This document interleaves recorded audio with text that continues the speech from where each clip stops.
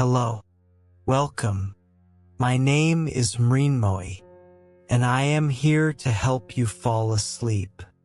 Not quickly, not suddenly, but slowly, gently. The way the sun sets at the end of a long, quiet day. There is nothing you need to do right now. Nothing you need to fix. Nothing you need to remember. You are safe. You are warm. You are exactly where you are meant to be. So let your eyes grow heavy. Let your breathing slow.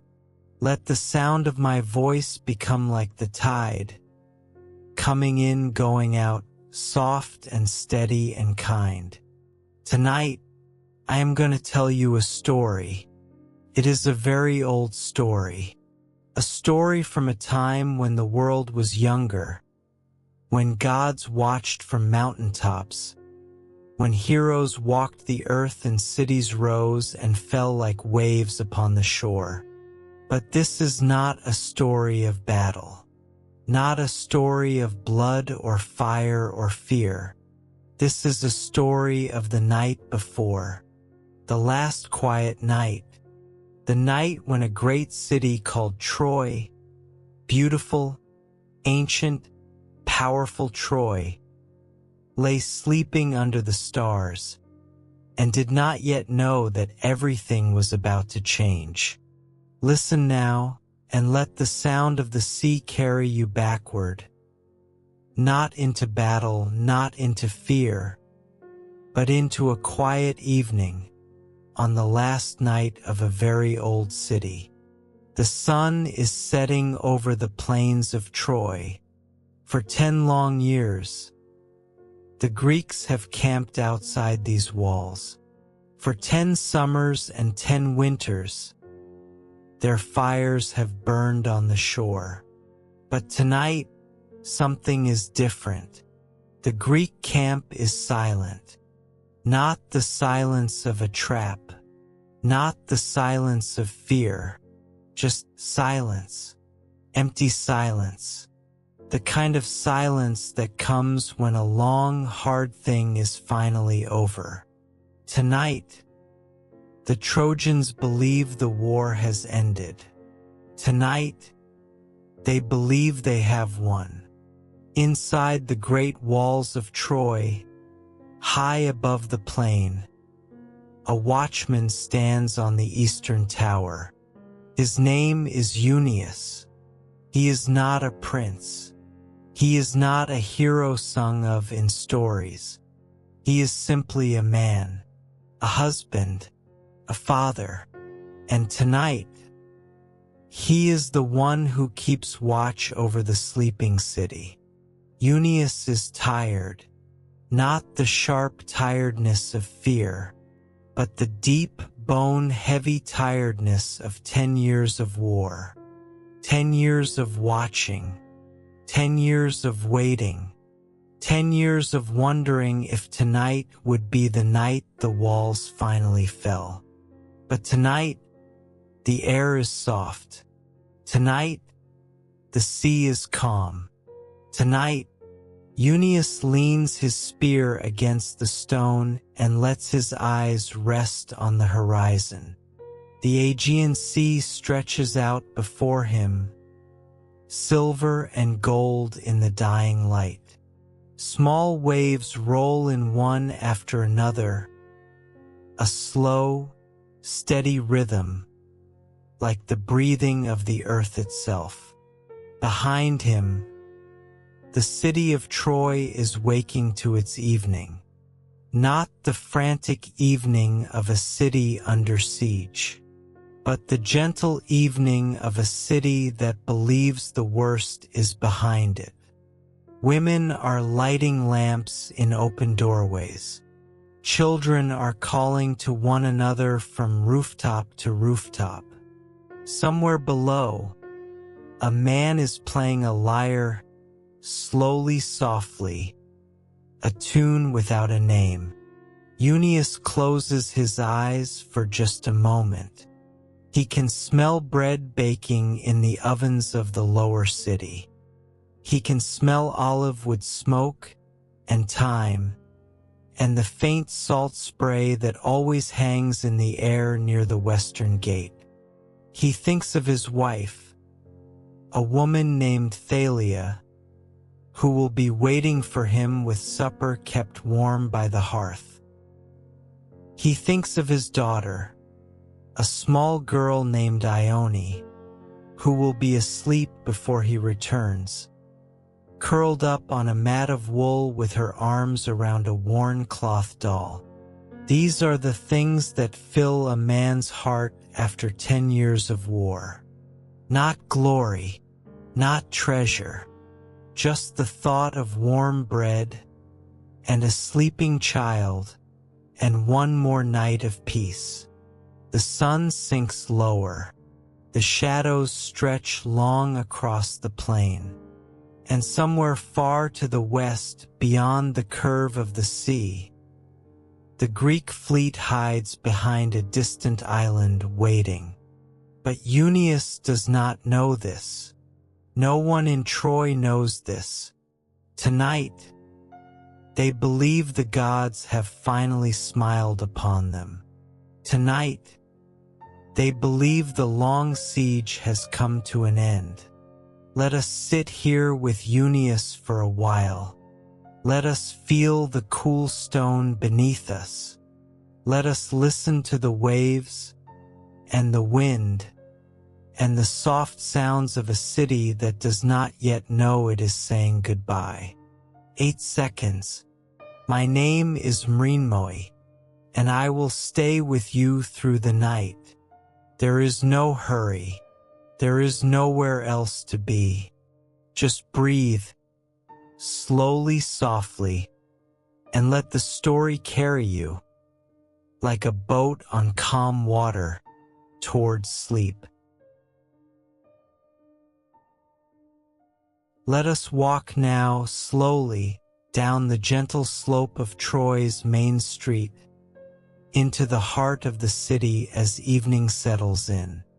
The stones beneath our feet have been worn smooth by thousands of sandals, thousands of years, though tonight we feel only the coolness of the late air and the faint dust of summer.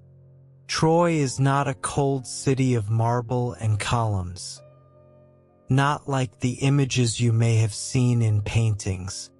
Troy is a city of warm stone, of whitewashed walls, of wooden beams dark with age. The houses press close together, their rooftops almost touching, and from every open window comes the soft glow of oil lamps. Tonight, the city is alive with quiet celebration. In a small house near the southern wall, a family sits down to their evening meal. The father breaks bread into a wooden bowl. The mother pours wine mixed with water, because even in celebration, the Trojans are a practical people. The children dip their bread into the oil and crush olives between their small fingers. No one speaks loudly. No one laughs with sharp suddenness. The sound of the meal is the sound of spoons against clay, of cups being set down, of a baby's soft murmur from a corner bed. Outside, in the street, an old man sits on a stone step and plays a flute. Not a fast tune, not a joyful tune, but a slow, wandering melody that seems to drift upward like smoke from a dying fire. Children gather at his feet, not to dance, but to listen, their heads tilted, their eyes half closed. One small boy rests his chin on his knees and stares at the sky. The first stars are appearing now, faint at first, then brighter, as if the gods themselves are lighting candles one by one. In the central square, Women sit together outside the fountain house. They spin wool by the last light of day, their hands moving in slow, practiced rhythms. The spinning wheels hum softly, a sound like distant bees. They do not speak of war. They speak of gardens, of sheep, of which well has the sweetest water. One young woman hums a lullaby under her breath. Another tells a story to a toddler who sits in her lap, a story about a clever fox and a sleepy hedgehog, a story with no point except the softness of the telling. And above it all, the great walls of Troy rise high into the darkening sky. The walls are famous throughout the known world. They are so thick that two chariots could pass side by side along the top. They are so tall that archers on the highest towers can see all the way to the sea. But tonight, the walls do not feel like a fortress. Tonight, they feel like a cradle, a great ring of stone holding the city safe inside. Euneus walks along the western rampart, his spear resting on his shoulder, his footsteps slow and even. From here he can see into dozens of courtyards, can hear the soft clatter of cooking pots, can smell the lamb roasting in the house of a merchant 2 streets away. He passes another watchman, an older man named Diors, who simply nods and continues his slow circuit. They have done this thousands of nights together. There is nothing left to say. The moon is rising now, not yet full, but bright enough to cast soft shadows on the stone. The stars are coming out in great clusters, scattered across the sky like seeds thrown by a generous hand. And somewhere from a rooftop not far away, a woman begins to sing. Not a war song, not a hymn to the gods, just a simple song about the sea and the wind and the way the moonlight looks on water. Her voice is low and gentle, and it drifts through the streets like a second lullaby. This is Troy on its last evening. Not a city of heroes and battles, but a city of bread and olives, of spinning wool and sleeping children, of old men playing flutes and women singing to the moon. Let us stay here a while longer before the night changes.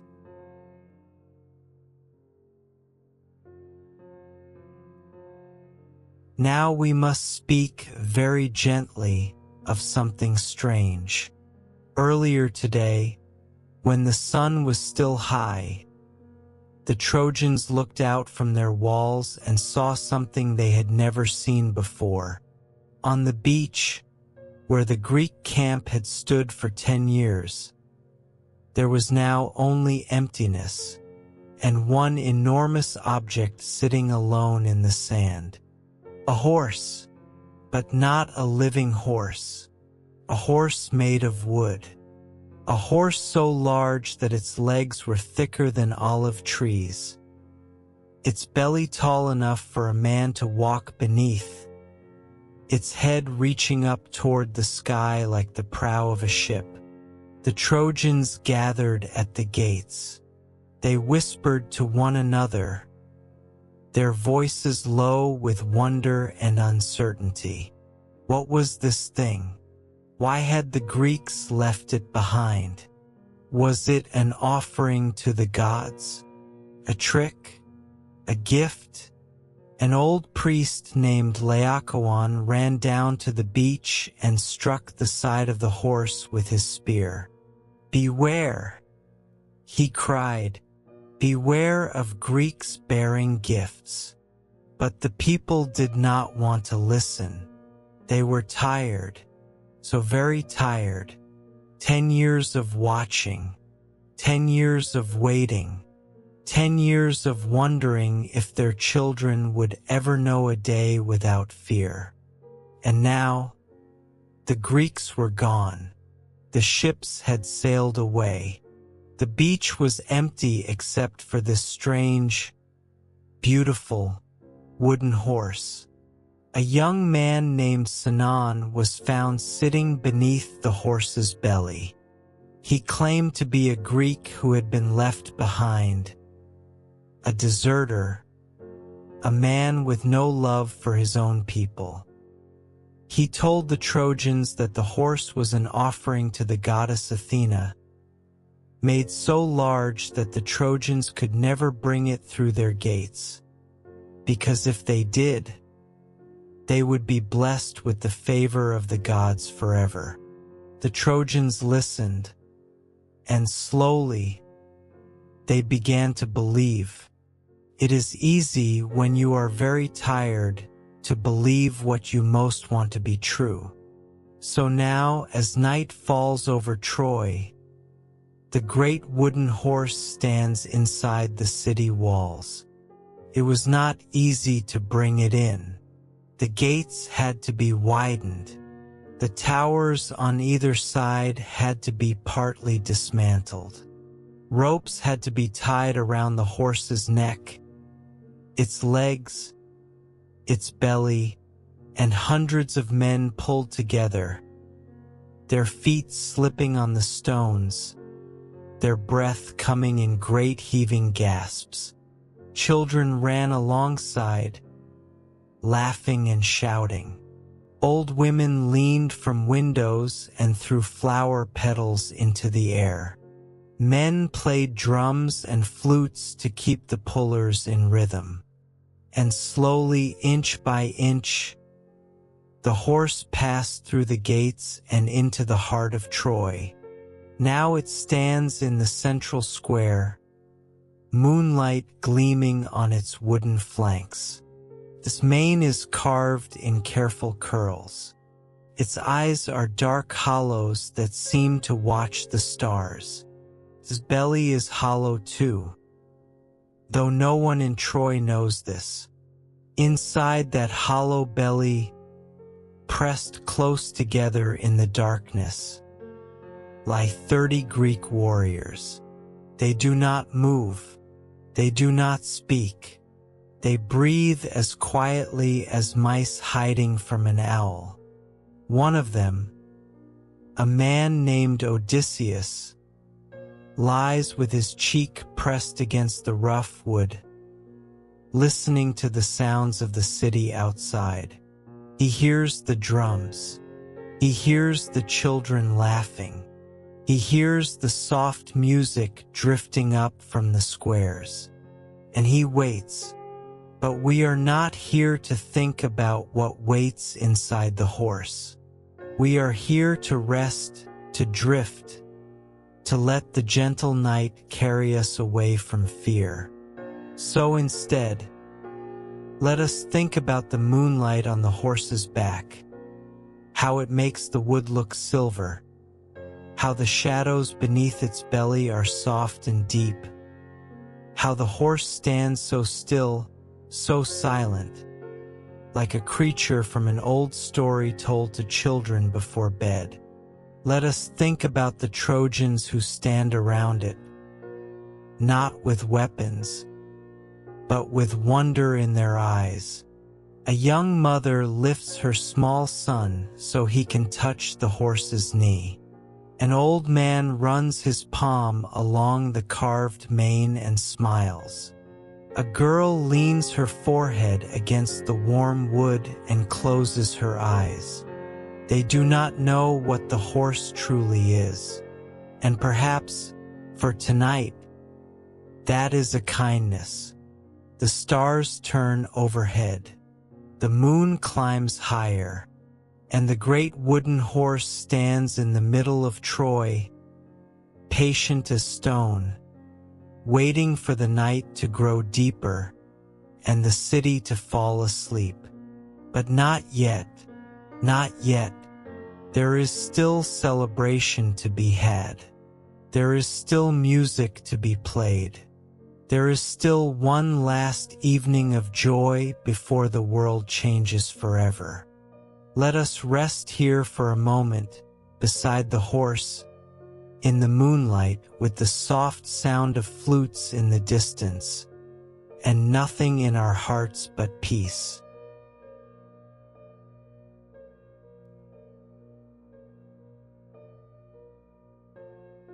The moon is high now, and all of Troy is awake. Not awake with fear, not awake with the sharp alertness of a city watching for flames on the horizon. Awake with something softer, something the people have not felt in 10 long years. Joy, gentle joy, the kind of joy that comes not from victory in battle, but from the simple, quiet knowledge that tomorrow there will be no war. In every street, in every courtyard, families have brought their tables outside. They eat beneath the stars, their faces turned upward, their voices low and content. The food is simple, bread still warm from the ovens, olives cured in brine, fresh cheese wrapped in fig leaves, wine mixed with honey water. But after 10 years of siege, simple food tastes like a feast.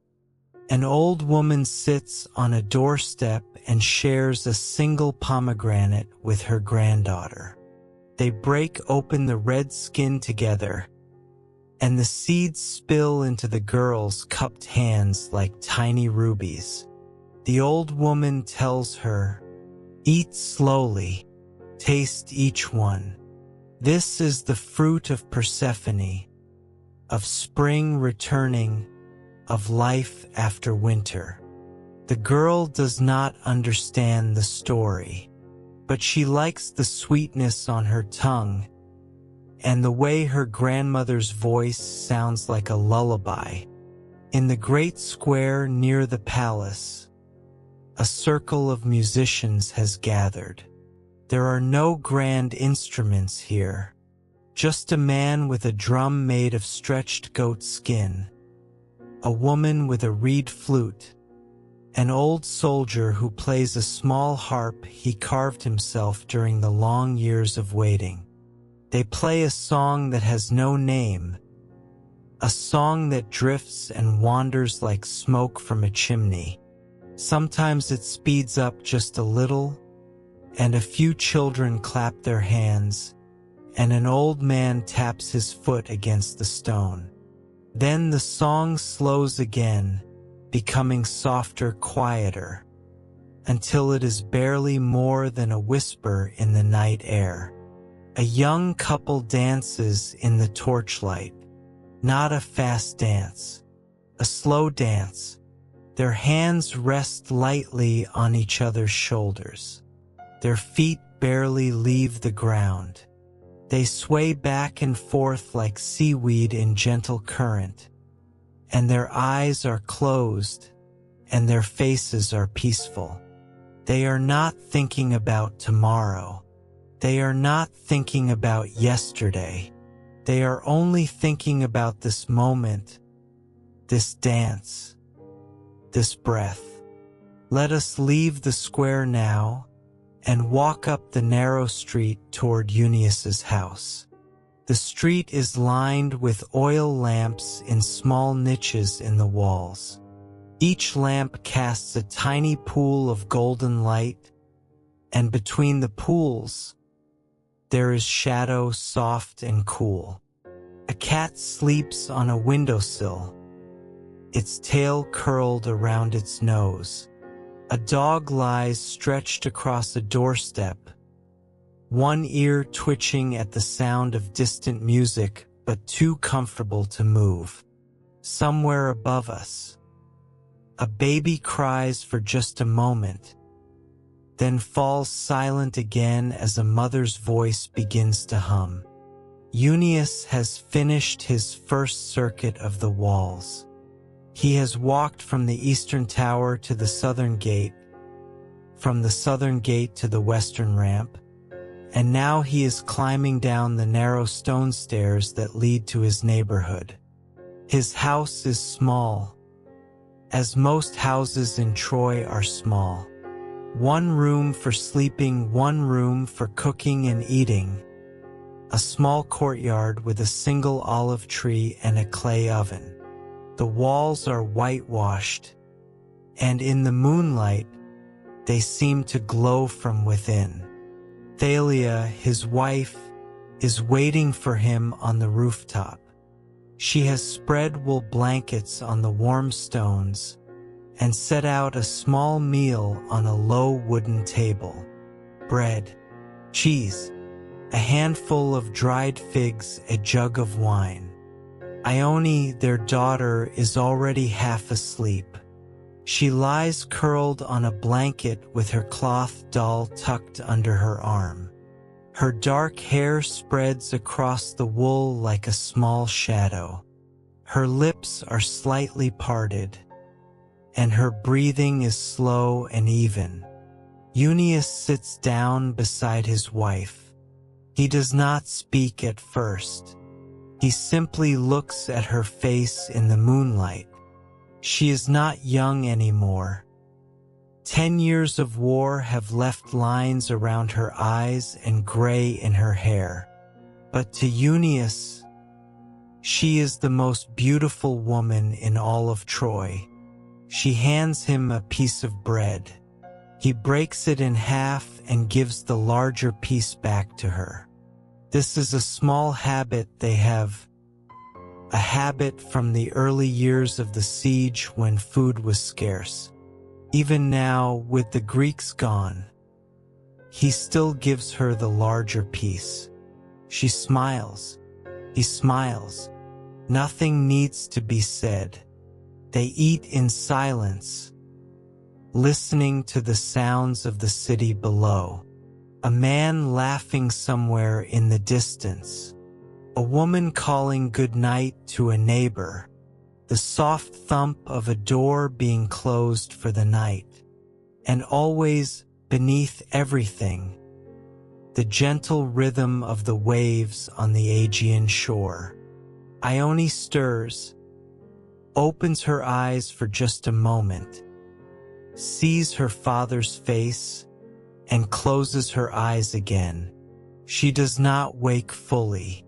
She simply knows, in that deep place where children know things without words, that her father is home, and that everything is safe. Euneus looks up at the stars. He does not know their names. He is not a scholar or a priest. But he knows that they are beautiful, and that they have been here longer than Troy, and that they will be here long after Troy is gone.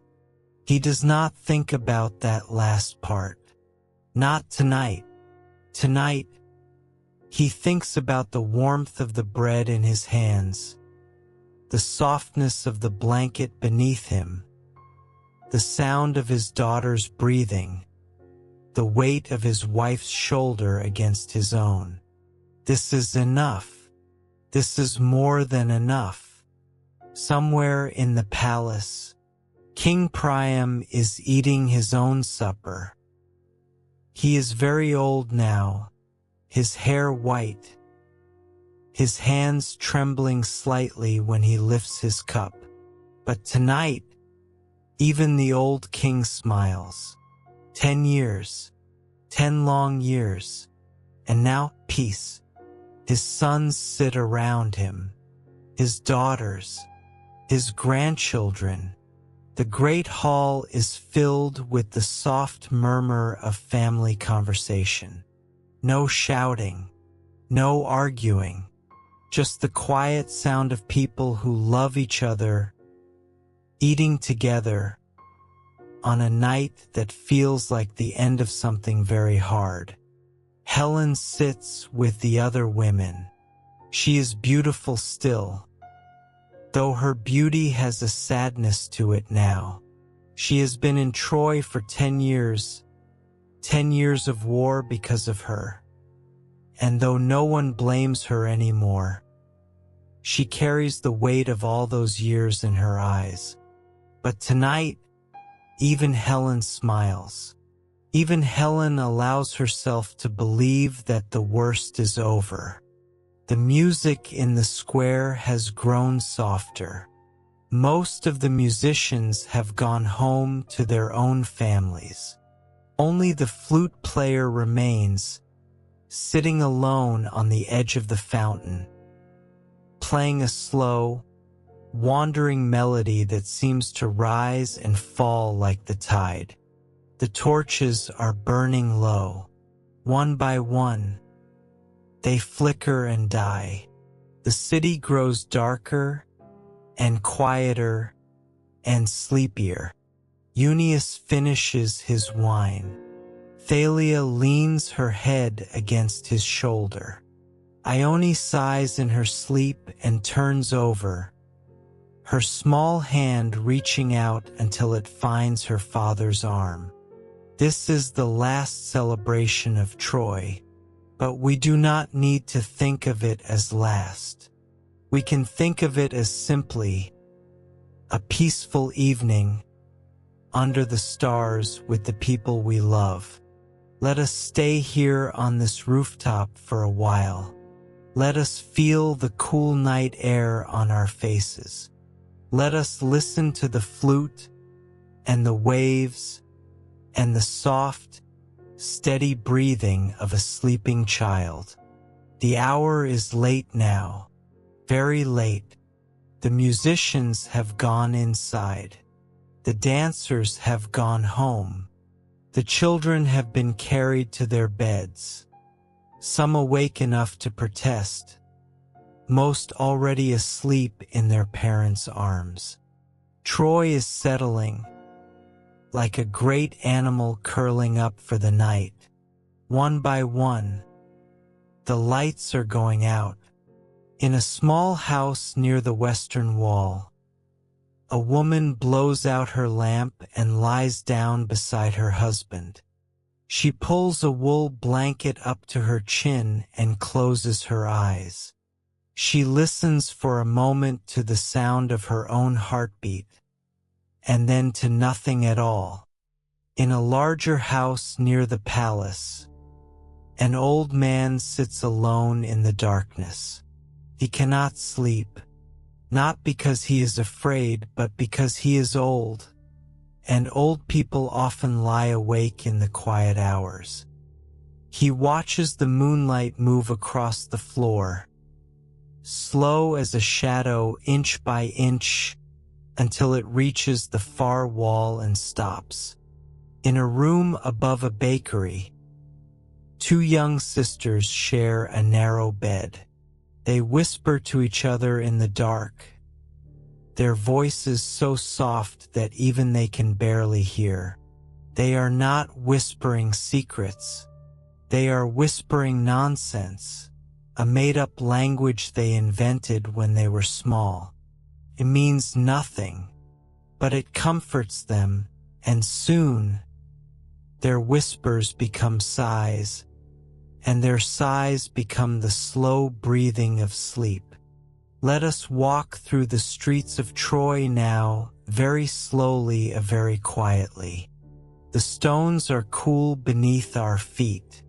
The air smells of wood smoke and olive oil, and the faint sweetness of wine left in cups. Empty bowls sit on doorsteps. No one has bothered to bring them inside. Tomorrow, someone will gather them. But tonight, they can wait. A dog lies curled in the middle of a narrow alley. He opens one eye as we pass, then closes it again. He is an old dog, gray around the muzzle, and he has learned over the years that most things are not worth getting up for. A cat sits on a rooftop, washing one paw with great concentration. She pauses to look at the moon, then continues her washing. Cats have no interest in war or peace. Cats are only interested in mice and warm places to sleep and the occasional saucer of milk. The fountain in the central square has been left running. Water spills from the stone lion's mouth into the basin below, a soft, steady, endless sound. It has been flowing like this for as long as anyone can remember. It will flow like this long after everyone is gone. Floating in the basin are a few flower petals left over from the celebration. They turn slowly in the gentle current, white against dark water, like small boats with no destination. Junius passes through the square on his watch. He stops for a moment at the fountain and cups his hands to drink. The water is cold and clean. He splashes a little on his face, and the coolness wakes him just enough to finish his rounds. He looks up at the wooden horse. It stands at the edge of the square, enormous, silent, its shadow stretching across the stones like a great dark wing. The moonlight catches the curve of its neck, the carve of its ears, the hollow darkness of its eyes. Junius feels something, a small shiver, a flicker of unease. But he is tired, and the wine was sweet, and the night is so peaceful. He shakes his head, tells himself he is being foolish, and continues on his way. Above the city, the stars have shifted. The constellations that stood over the eastern wall at dusk are now sinking toward the west. New stars have risen in their place, unfamiliar ones. The ones that only come out in the deepest part of the night. The moon has moved too. It hangs now directly over the palace, bathing the royal roof in silver light. From here, you can see the whole city spread out below, a patchwork of shadow and moonlight, of sleeping houses and silent streets.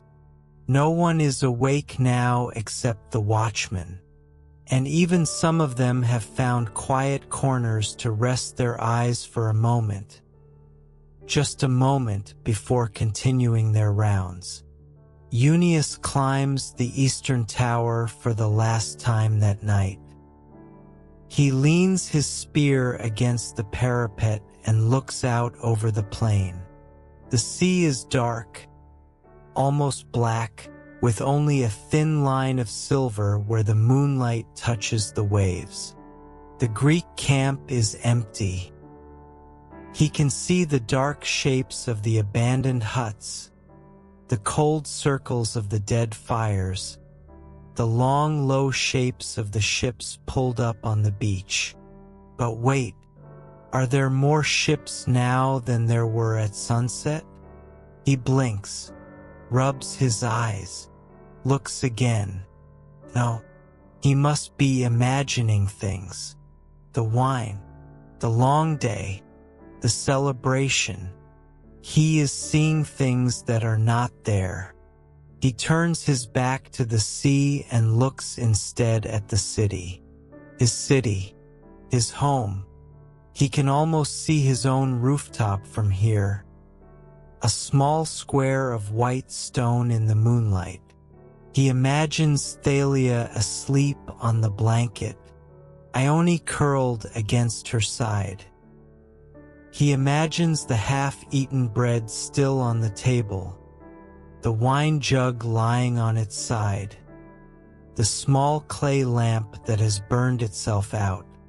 He smiles, and for a long moment, He feels something he has not felt in 10 years. Peace. Not the peace of victory, not the peace of the gods. Just the simple, quiet human peace of a man who knows his family is safe.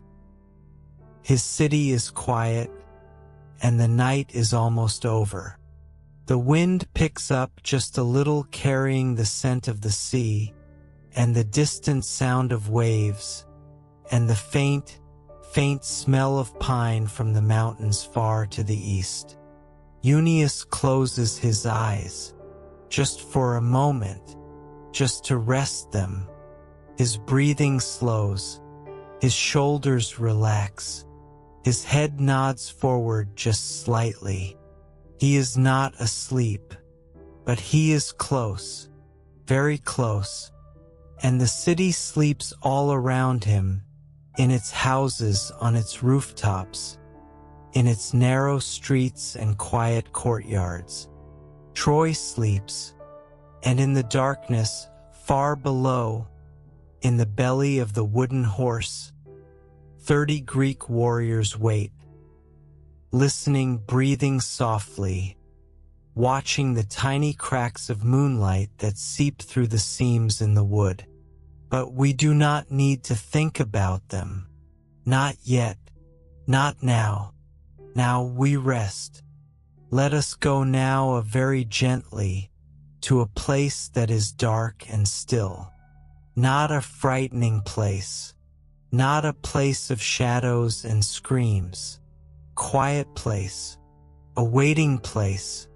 Inside the wooden horse. The belly of the horse is not large.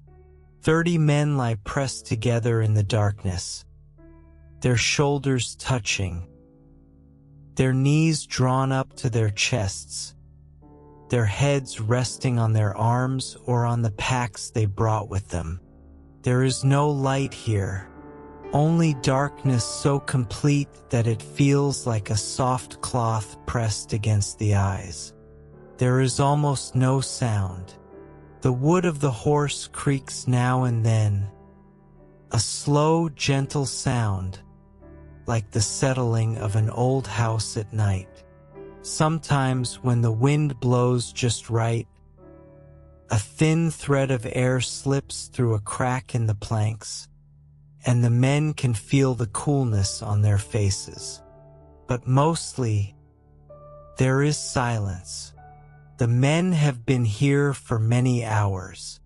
They came inside while it was still daylight, while the Trojans were arguing on the beach about what to do with the strange wooden offering.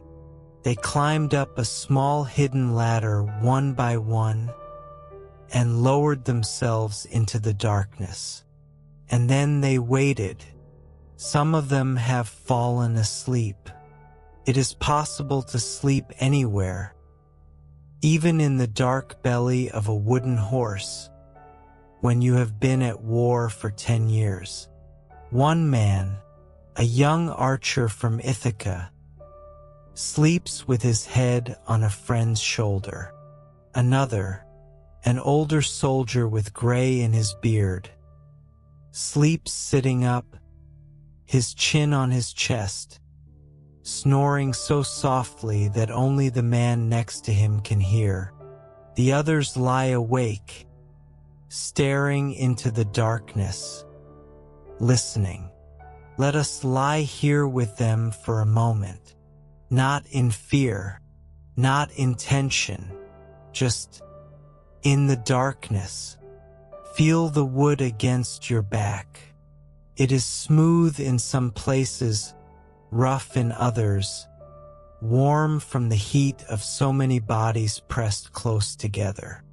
Feel the slow rise and fall of your own chest, the breath of the man beside you, the breath of the man beyond him. 30 men breathing together, a slow, steady rhythm, like the waves on the shore. One of the men is named Odysseus. He is not the strongest warrior. There are men here who could lift him with one arm. He is not the fastest. There are men here who could run twice as far without stopping. But Odysseus is the cleverest. And cleverness, in the darkness, is its own kind of strength. He lies with his cheek against a wooden beam, his eyes open, his mind moving slowly, carefully, like a man walking through a dark room with his hands outstretched. He is thinking about the gate, about the guards, about the signal, about how many steps it will take to cross from the horse to the gate, and how many heartbeats will pass before the first Trojan wakes. But he is not thinking about these things with fear.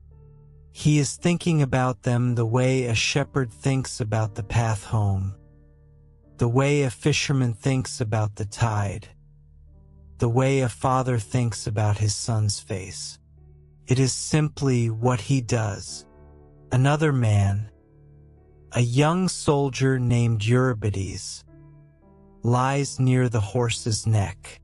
He can hear the night air moving through the carved nostrils, a soft whistling sound like wind through a seashell. He thinks of his wife. He thinks of the small farm on the hillside above the sea. He thinks of the olive trees he planted the spring before the war began. Are they still there? Are they bearing fruit? Does his wife walk among them in the evening, her hand resting on the rough bark, her eyes watching the sun set over the water? He does not know. He cannot know. Not until this night is over. Above them, far above, the stars are still turning. The moon is still climbing. The people of Troy are still sleeping in their warm houses, dreaming their slow, peaceful dreams. And the gods, if the gods are watching, are silent. Some say Athena watches over the horse. Some say she whispers encouragement to the men inside. But if she is watching, she watches in silence, her owl eyes blinking slowly in the darkness, her hand resting on the polished wood of the horse's flank. The horse creaks again, a slow, long sound, like a tree bending in the wind. The wood expands and contracts with the changing temperature of the night. It is an old sound, a natural sound, a sound that has no meaning except that wood, like everything else, moves and breathes in its own way. One of the men shifts his weight, another sighs in his sleep. A third, a man named Polites, reaches out in the darkness and finds the hand of the man beside him. They do not speak. They simply hold hands for a moment. Two men in the dark, waiting. And then they let go. Time inside the horse is strange. There is no sun to mark the hours, no moon, no shadows moving across the floor. There is only darkness and the sound of breathing and the occasional creak of wood. An hour could be a minute could be an hour. The men do not try to measure time. They have learned over 10 years of war that waiting is its own kind of skill. You do not fight against it. You do not try to hurry it. You simply wait. You let your mind drift. You let your thoughts wander. You think of home. You think of the sea. You think of the face of someone you love. And you breathe. Outside, far outside, Euneus is walking his watch. He passes near the horse without knowing what lies inside. He runs his hand along the wooden flank as he passes, a casual gesture, the way a man might touch the wall of his own house as he walks by. Inside, 30 men hold their breath. Eunice's hand passes over the wood. He feels the smooth grain beneath his palm. He thinks for just a moment that he hears something, a breath, a whisper. But when he stops to listen, there is nothing. Only the wind, only the waves, only the silence of a sleeping city. He continues on his way. Inside the horse, Odysseus allows himself to breathe again. Slowly, quietly, one breath, then another, and the waiting continues. Let us leave the horse now. Not because it is frightening, but because it is time to rest, and the darkness inside the horse is too dark for sleeping minds. We will return to the rooftops, to the moonlight, to the soft sound of the waves. We will leave the warriors to their waiting and return to the peace of the sleeping city. The night is at its deepest now. The moon has passed its highest point and is beginning its slow descent toward the western sea. The stars have shifted again, new constellations rising, old ones sinking, the great wheel of the sky turning without pause. And in the central square of Troy, the wooden horse stands silent, but not empty. A sound comes from the horse, not loud, not sudden, a small sound, like a latch being lifted, like a door being opened very slowly. A panel in the horse's belly swings outward, just a crack at first, then wider. A dark shape climbs out, then another, then another. They move without speaking, without even whispering. They have practiced this in their minds 100 times, 1,000 times, during the long hours of waiting. Each man knows exactly where to go, what to do, which shadow to follow. The first men move toward the gates. They keep to the edges of the square, their backs against the walls, their feet finding the stones that do not creak or shift. They have removed their sandals, and their bare feet make almost no sound at all. The moonlight touches their shoulders, their arms, the edges of their helmets. But they stay in the shadows as much as they can, moving from one dark patch to another, like fish swimming between patches of seaweed. Behind them, more men climb out of the horse. They spread through the square, through the narrow streets, through the alleys and passageways that lead to the gates. Some carry swords. Some carry torches that are not yet lit. Some carry small bundles of rope, or coils of leather straps, or keys they have spent months learning how to use. They are not here to fight, not yet. First, they are here to open the gates. The main gates of Troy are enormous, 2 great doors of oak and bronze, so heavy that 20 men are needed to move each one. They are barred from the inside with a wooden beam as thick as a man's body, and locked with a bronze lock the size of a small shield. But tonight, there are only 2 guards at the gates, 2 tired men, 2 men who have been standing watch for 10 years and believe, as everyone believes tonight, that the war is over, One of them is asleep. He sits with his back against the gate, his helmet tipped forward over his eyes, his spear lying across his knees. His breathing is slow and even.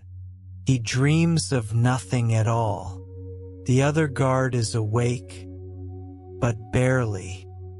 He leans against the wall, his eyes half closed, his mind drifting somewhere between waking and sleeping. He hears the waves. He hears the wind. He does not hear the soft footsteps approaching from behind. The Greeks reach the gate. They move with the silence of long practice, the silence of men who have spent 10 years learning to walk without sound, to breathe without noise, to become part of the darkness itself. One man steps up behind the sleeping guard. He does not strike. He does not harm. He simply places his hand over the man's mouth and holds him gently until the guard opens his eyes and understands. The other guard turns, too late, and finds himself facing 3 dark shapes with swords in their hands. He opens his mouth to shout, but no sound comes out. One of the Greeks puts a hand on his shoulder, a firm hand, not cruel, and shakes his head slowly. No shouting, no alarm, just silence. The great wooden beam is lifted from its brackets. It takes 6 men to move it, and they lift it together, slowly, carefully, their muscles straining, their breath held tight in their chests. The beam comes free. They lower it to the ground without a sound. The bronze lock is opened. The key turns with a soft click, a sound so small that it is swallowed instantly by the night. And then the gates, the great gates of Troy, swing open. They do not swing open with a crash. They do not swing open with a dramatic groan of protesting wood. They swing open slowly, smoothly, silently, because the Greeks have oiled the hinges earlier that night, while the city celebrated. The gates part like curtains, like doors opening to let in the morning breeze.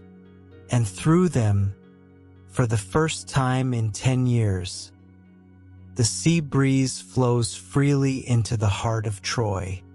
One of the Greeks, a young man named Diomedes, steps through the open gates and looks out across the plain. The night is dark, but he can see the distant line of the sea and the darker shapes of ships moving toward the shore. He raises his arm, once, twice, 3 times, a signal, and far out on the water lights appear. Not torches, not fires, just small flashes, reflections of moonlight on bronze, the glint of helmets, the glimmer of spear tips. The Greek army is coming, but let us not go there yet. Let us stay here, at the open gates, where the moonlight pours through like water through a broken dam. Let us stand beside the Greeks for a moment, not as witnesses to violence, but as observers of a strange and quiet moment. The gates are open. The city lies before them, sleeping, defenseless, peaceful. Some of the Greeks hesitate, just for a moment, just for a breath. They have hated this city for 10 years. They have dreamed of burning it, of tearing down its walls, of taking everything it holds. But now, standing at the open gates, looking at the quiet streets and the sleeping houses and the moonlight on the whitewashed walls.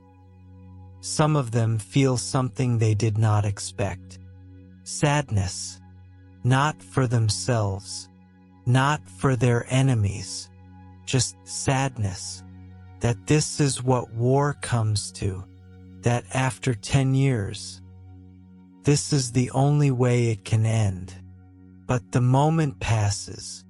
The soldiers move forward, not running, not shouting, walking, stepping through the gates one by one, their shadows merging with the shadows of the city, disappearing into the narrow streets like water soaking into sand. The gates of Troy stand open, and the night, which had been so peaceful, so quiet, so full of gentle celebration, begins to change. But we do not need to follow the soldiers. We do not need to watch what happens next. We can stay here, at the gates, with the moonlight on our faces, and the sound of the sea in our ears, and the knowledge that this city, this beautiful, ancient, sleeping city, will never see another dawn like the one that is coming. Let us rest here, just for a little longer. The sea. Let us go to the sea now, where the moonlight falls on dark water, and the waves roll in one after another, slow, endless, patient. The Greek fleet has returned. They have been hiding all day behind a distant island, a long low shape on the western horizon that the Trojans call Tenedos. There, among the rocky shores and wind-bent pines, the Greek ships waited. The men slept, the captains planned, the rowers rested their arms. And when the sun went down, when the first stars appeared in the eastern sky, when the signal fires on the shore told them the gates were open, they began to move. Not fast, not with urgency. Slowly, silently, the ships glide across the moonlit water like ghosts. Their sails are furled. Sails make noise. Sails catch the wind and snap and flutter. Tonight, the Greeks use oars, and even the oars move carefully. The rowers dip their blades into the water at an angle, sliding them in without a splash, pulling them back without a ripple. The sound is soft, a gentle whisper, like wind through grass, like rain on dry leaves. One ship, then another, then 20, then 50. The black hulls cut through the silver water, leaving trails of moonlight in their wake that close behind them like curtains drawn together. On the lead ship stands King Agamemnon, the commander of the Greek army. He is not a young man anymore. 10 years of war have lined his face and grayed his hair, but his eyes are sharp, and his hand rests on the hilt of his sword, and he watches the dark shape of Troy grow larger with every passing moment. He does not speak. There is nothing to say. Everything has been said already, in the long councils, in the arguments under the sun, in the quiet moments before sleep when each man thinks his own thoughts. Now, there is only the sea, and the oars, and the slow, steady movement toward the shore. Behind Agamemnon's ship comes the ship of Achilles. But Achilles is dead now, killed by an arrow to the heel, the only place he could be wounded.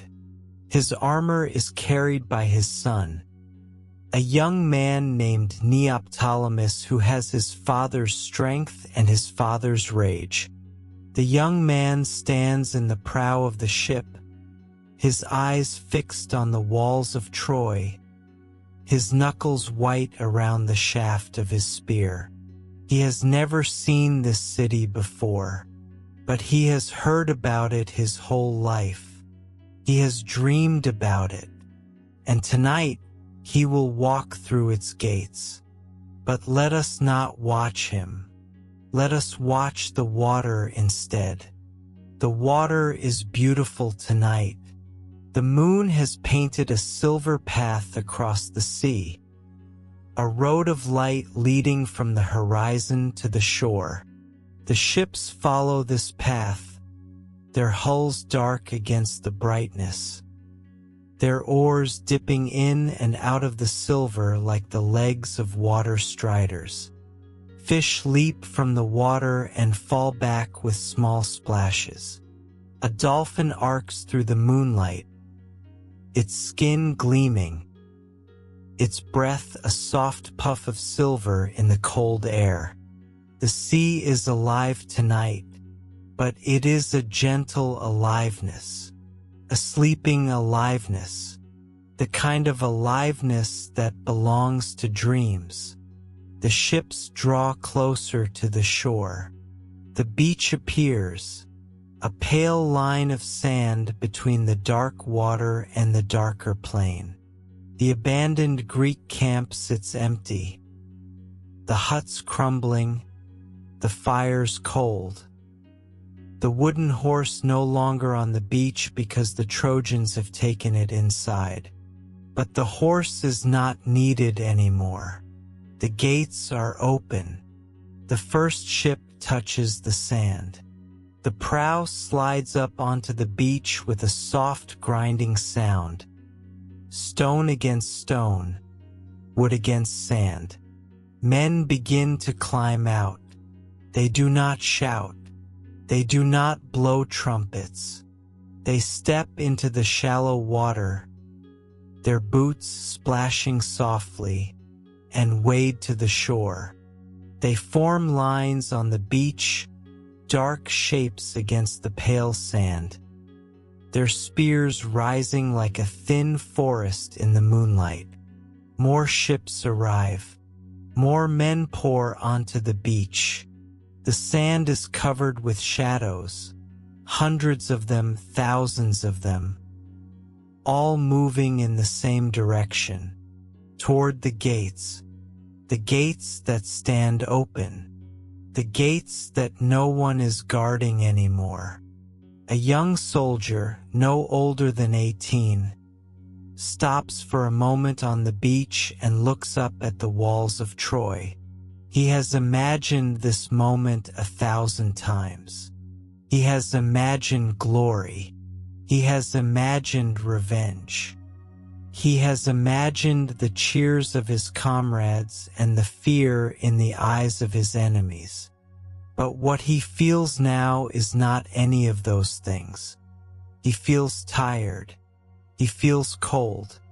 He feels the weight of his armor on his shoulders and the weight of 10 years. 10 years he was not even alive for, pressing down on his chest. He thinks of his mother, of the last time he saw her, of the way she held his face in her hands and said, "Come back to me." He will come back, or he will not. Either way, the gates are open, and there is no turning back now. The army moves across the plain. The moonlight illuminates their path. The sea breeze pushes at their backs. The gates of Troy grow larger with every step. Soon, they will enter the city. But not yet, not quite yet. There is still time. A few more minutes of silence. A few more breaths of peace. Let us stand here on the beach for a moment, watching the ships, watching the waves, watching the moonlight dance on the water. The Greeks have returned, but the city still sleeps. And in that space between sleeping and waking, between peace and destruction, between the old world and the new, there is a kind of beauty, a sad beauty, a quiet beauty, the beauty of something that is about to end. Let us return to the streets of Troy now, where Euneus continues his watch. The city is quiet, so quiet, the kind of quiet that comes only in the deepest part of the night, when even the dogs are too tired to bark, when even the cats have found their warm corners and curled into sleep. But something has changed. Euneus feels it before he hears it. A small shift in the air. A tension that was not there an hour ago. The way the hairs on the back of his neck stand up for no reason at all. He stops walking and listens. First, he hears nothing. Only the waves. Only the wind. Only the soft creak of a wooden sign swinging above a shop door. But then a sound. Distant footsteps. Not the slow, measured footsteps of a watchman on his rounds. Quicker footsteps. Lighter. The footsteps of men who are trying not to be heard. Euneus frowns. He looks down the narrow street to his left. Nothing. He looks to his right. Nothing but shadows and moonlight and sleeping houses. He tells himself it was nothing. A dream. A trick of the ear. But the footsteps continue. Faint. Far away. Moving through the city like whispers. Euneus continues his walk. He passes the fountain in the central square. The water is still flowing soft and steady, but the flower petals that floated there earlier are gone, scattered, as if something or someone has passed through the water. He looks at the wooden horse. It stands where it has always stood, silent, still, the moonlight on its flank. But something is different.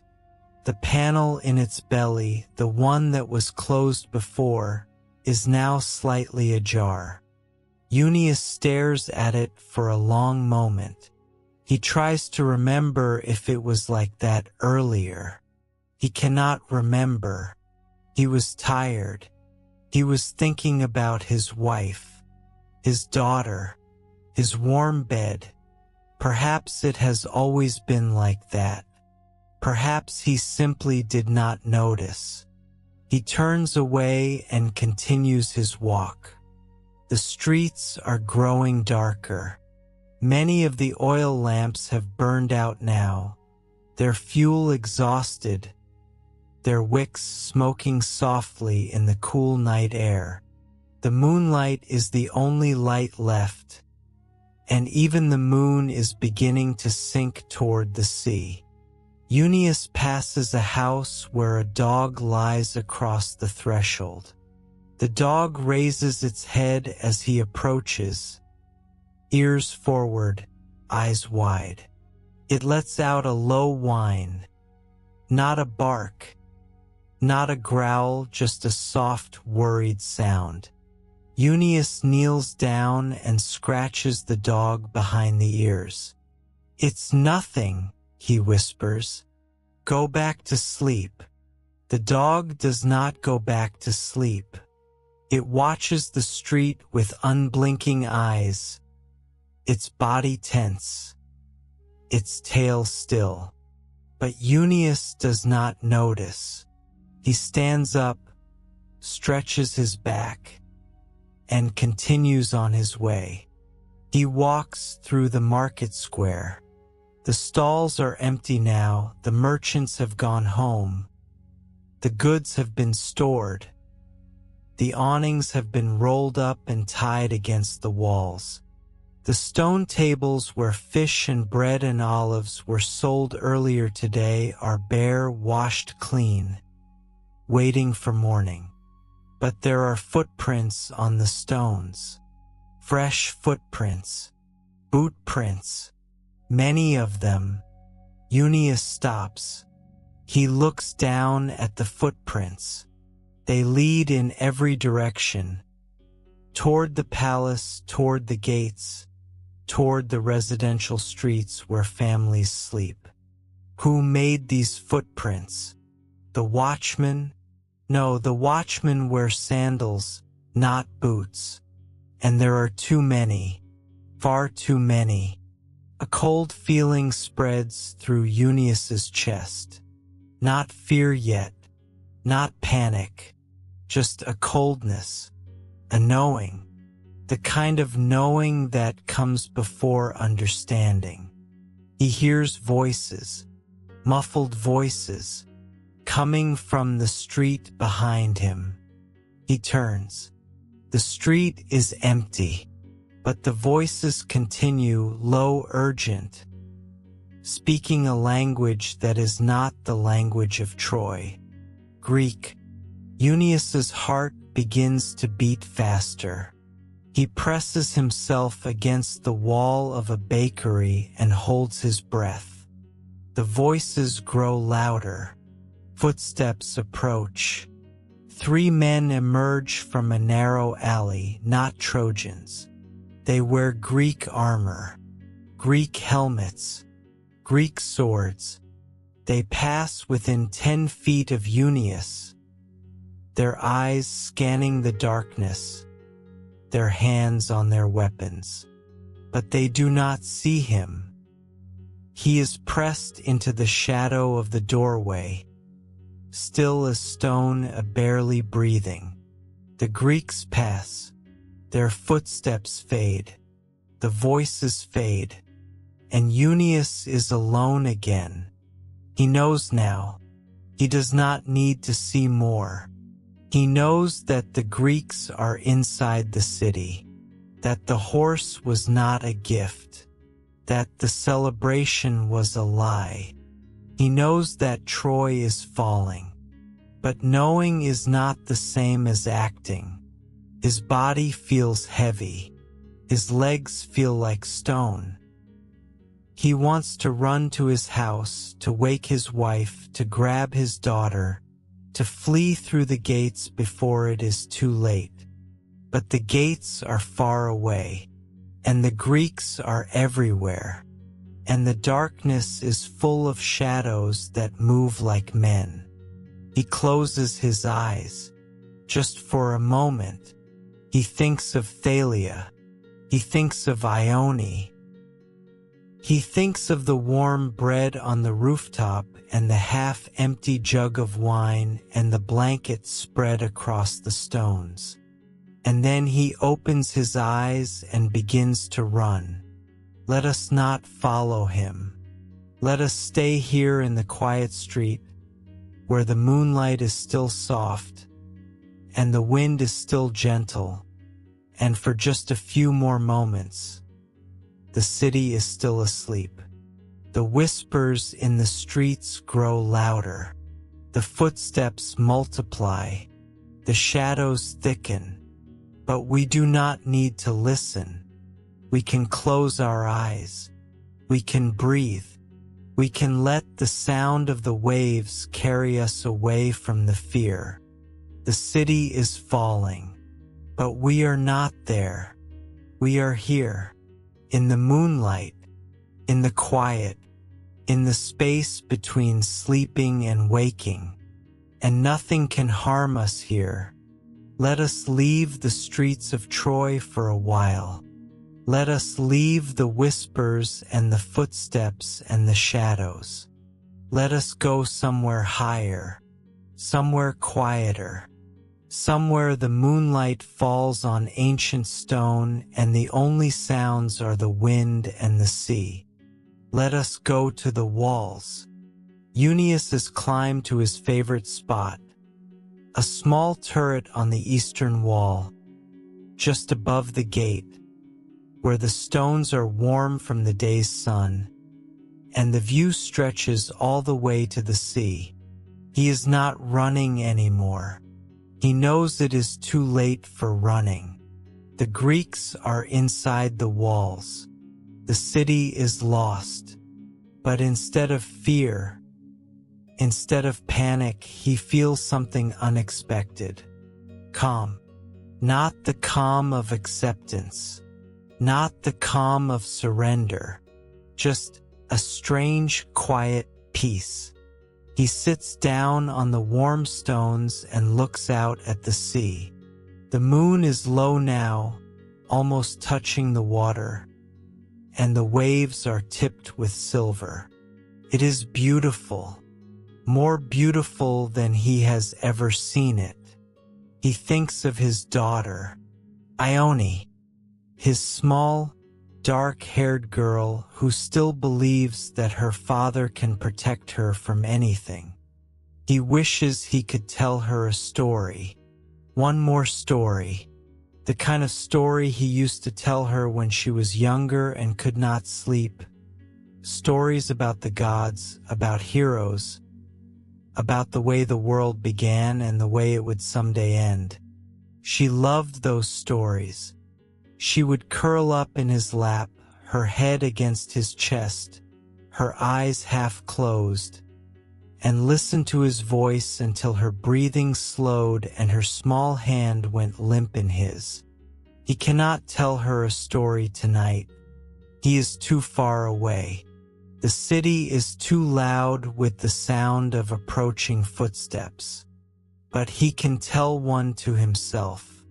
He can whisper it into the night wind. And perhaps somewhere in her sleep, she will hear it. Once upon a time, he whispers, there was a prince of Troy named Paris. The story is old. Everyone knows it. But tonight, he tells it slowly, softly, as if for the first time. Paris was asked to judge a contest between three goddesses, Hera, Athena, and Aphrodite. Each goddess offered him a gift. Hera offered power. Athena offered wisdom. Aphrodite offered the most beautiful woman in the world. He chose Aphrodite, and the most beautiful woman in the world was Helen, who was already married to a Greek king named Menelaus. So Paris sailed to Greece and took Helen and brought her back to Troy. And that, Eunice whispers, is why we have been at war for 10 years. He pauses. The wind blows softly through his hair. The waves continue their endless rhythm. Some say the gods play games with mortals, he continues. They use us like pieces on a board, moving us here and there, watching to see what will happen. Athena loved the Greeks. Aphrodite loved the Trojans. Zeus sat on his throne and watched them argue and laughed. But I don't think the gods laugh at us. He looks up at the stars. I think they watch us, and sometimes they cry because we are so small and so brief and so beautiful, and we break so easily. He is quiet for a long time. The moon sinks lower. The stars fade one by one. He thinks about Apollo, the god of the sun, of music, of healing. Apollo loved Troy. He helped build its walls. He watched over its people. Where is Apollo tonight? Is he watching? Is he weeping? Or has he turned his face away? Eunice does not know. He is only a watchman, a husband, a father.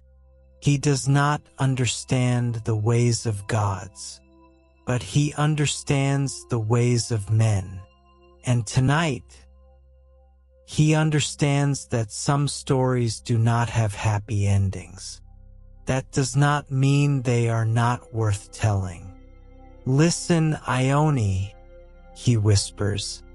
There is another story, a smaller story, a story about a watchman named Euneus and his wife Thalia and his daughter Ione.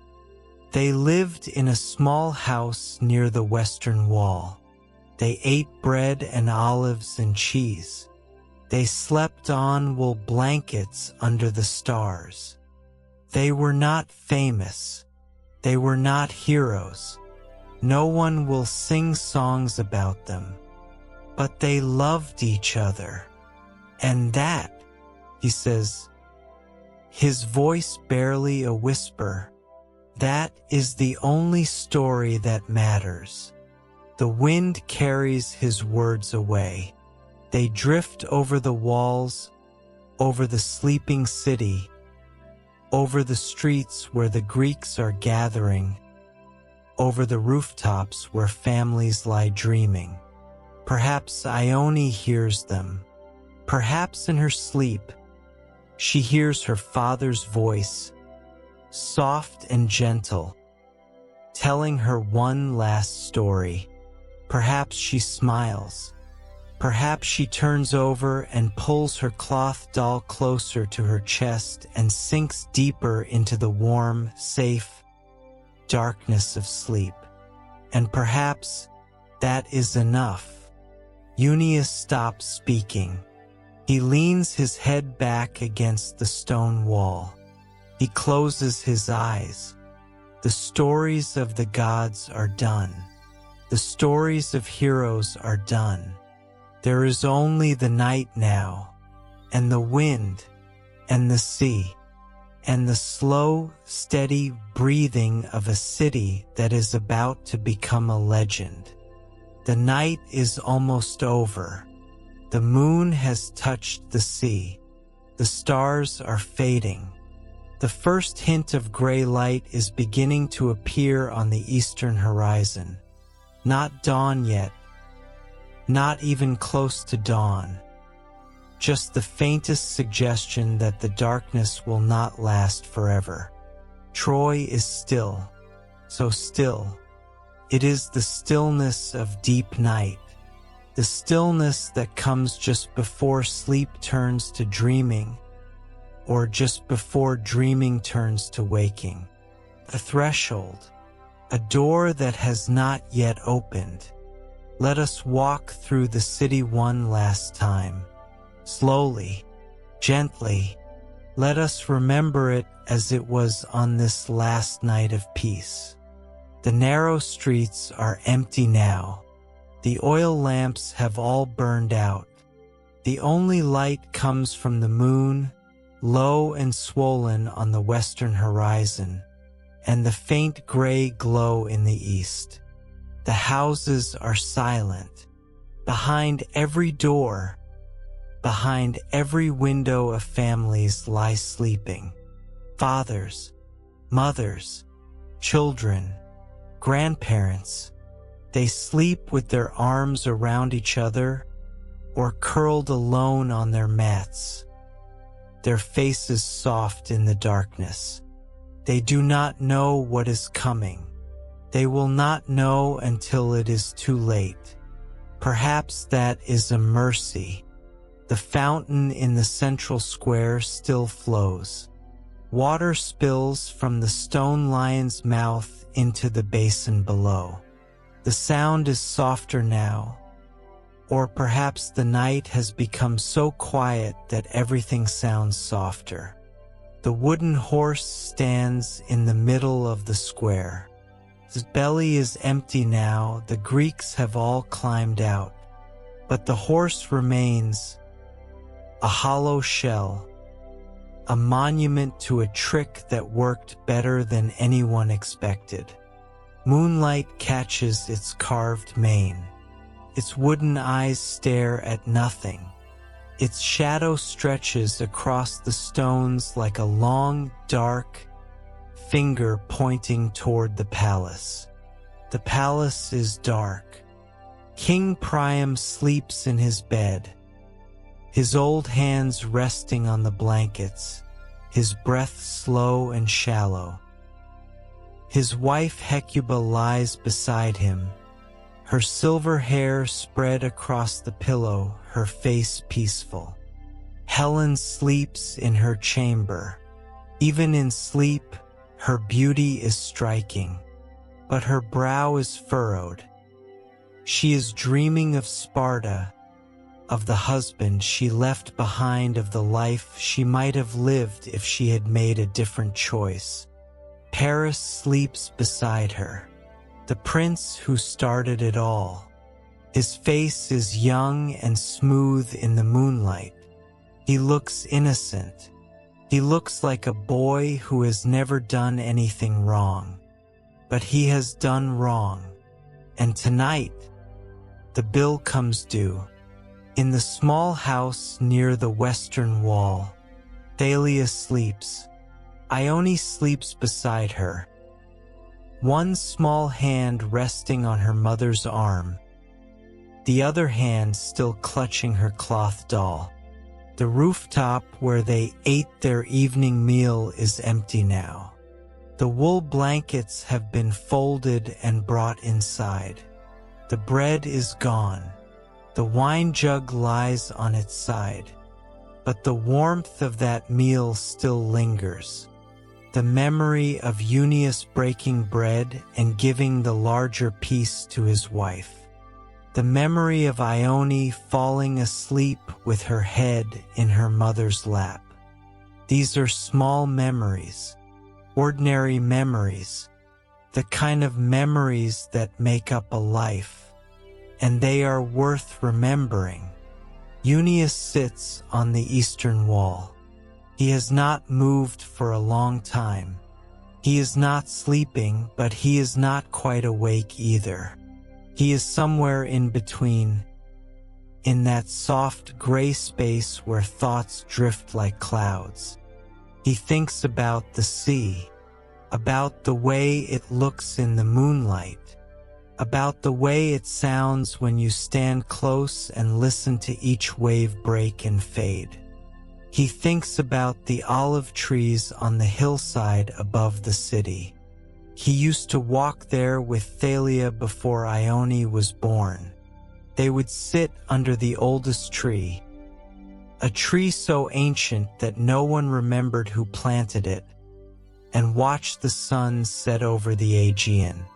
He thinks about Ione's laugh, the way she throws her head back and shows all her small teeth, the way she claps her hands when she is happy, the way she says "Papa," not like a word, but like a song. The gray light in the east grows stronger. The stars are almost gone now. Only the brightest ones remain, hanging low in the sky like lanterns left burning after a party. The wind has died down. The sea is calm. Even the waves seem softer now, as if the ocean itself is holding its breath. This is the last quiet hour, the hour before everything changes, the hour when the world is suspended between what was and what will be. It is a holy hour, a sacred hour, the kind of hour that poets write about, but only if they have stayed awake to witness it. Eunice witnesses it. He does not know that it is holy. He does not know that it is sacred. He only knows that it is quiet and beautiful, and that for one brief moment, everything is still. Somewhere in the city, a rooster crows, once, twice, 3 times. It is not dawn yet. The rooster is confused. Or perhaps the rooster knows something the humans do not. Euneus opens his eyes. He looks out at the sea. The moon has almost disappeared, just a thin curve of silver above the water. He thinks about his family. He thinks about his city. He thinks about the 10 years he has spent watching these walls. And then he thinks about nothing at all. He lets his mind go empty. He lets the stillness fill him. He lets the last quiet hours of Troy wash over him like water. He breathes in, and the night breathes with him. The first faint light of dawn appears. Not the bright light of morning, not the golden light of sunrise, just a pale, soft, gray light, like the inside of a seashell, like the memory of light after a long darkness. Troy still sleeps. The Greeks are in the streets now. They have been there for hours, waiting, watching, holding their breath, but they have not moved. They are waiting for the signal, waiting for the order, waiting for the moment when the night finally ends and the last day of Troy begins. But that moment has not come yet. There is still time. Let us look at the city one final time. Let us hold it in our minds, not as a city about to fall, but as a city at rest. The great walls of Troy rise against the pale sky. They have stood for generations. They have seen kings come and go. They have seen children born and buried. They have seen wars begin and end. Tonight, they stand as they have always stood, strong, silent, ancient. The wooden horse stands in the square. It is nothing now, just a hollow shell of wood, but it will live forever in stories. Children will hear about it thousands of years from now. Students will study it. Poets will sing of it. The horse, which was meant to destroy Troy, will make Troy immortal. The gates stand open. The sea breeze flows through them, cool and fresh, carrying the smell of salt and distant shores. Beyond the gates, the plain stretches toward the sea, empty now except for the dark shapes of ships pulled up on the sand. The Greek army waits on the beach, thousands of men, standing in silence, their spears in their hands, their eyes on the gates. They are tired. They have been at war for 10 years. They want to go home.